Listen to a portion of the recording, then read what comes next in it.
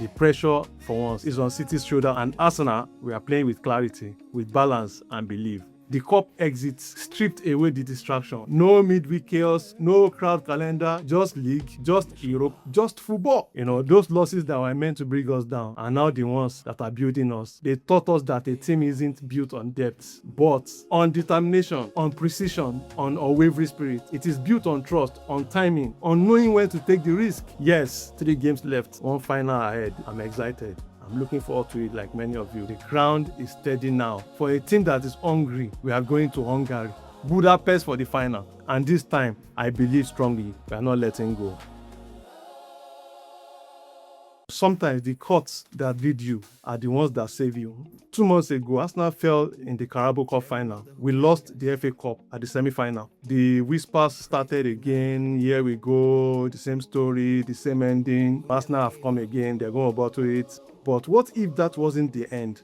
What if that was just the beginning? Nobody was asking that question, because those defeats were a blessing in disguise. Not in the way people say it to soften the pain, but in the way truth revealed itself. Only after so much noise has faded, Arteta's hand was forced.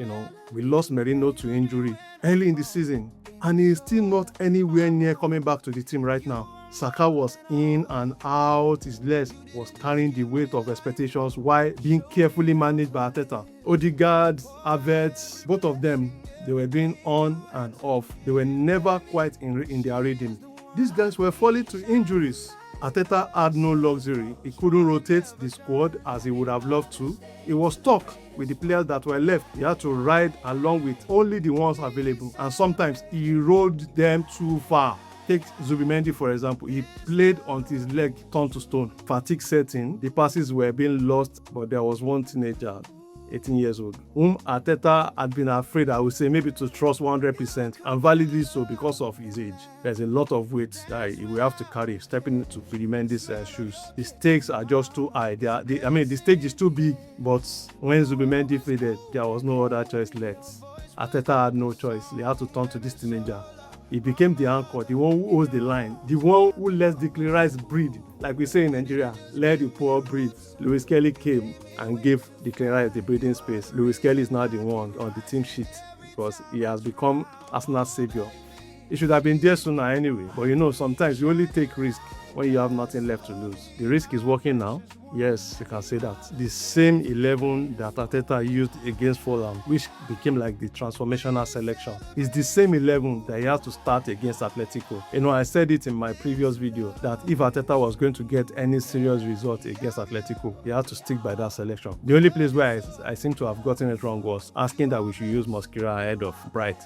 But Bright did fantastically well. So there was no surprises for me, and I don't think any serious Arsenal fan should be surprised at that selection, because there was no need for experiments. We just needed consistency and trust. Just a team that finally looked like its premium self, and that is exactly what he has done. Now, look at us. We're in the UEFA Champions League final. 18 to 20 years ago, we've been waiting for this. Saka's 44th minute strike against Atletico was more than a goal. It was a statement. And in the Premier League, we are 3 games away. 3 games, 5 points clear of Manchester City. Yes, they have a game in hand. That makes it 2 points realistically. But now, we hold the pen. The pen is in our hand. We can write our own history. We can dictate the tone. City being 5 points behind with 1 game left does not matter to us now, because initially, we were going to play for goal difference. But right now, we don't have to do that anymore. The pressure, for once, is on City's shoulder, and Arsenal, we are playing with clarity, with balance and belief.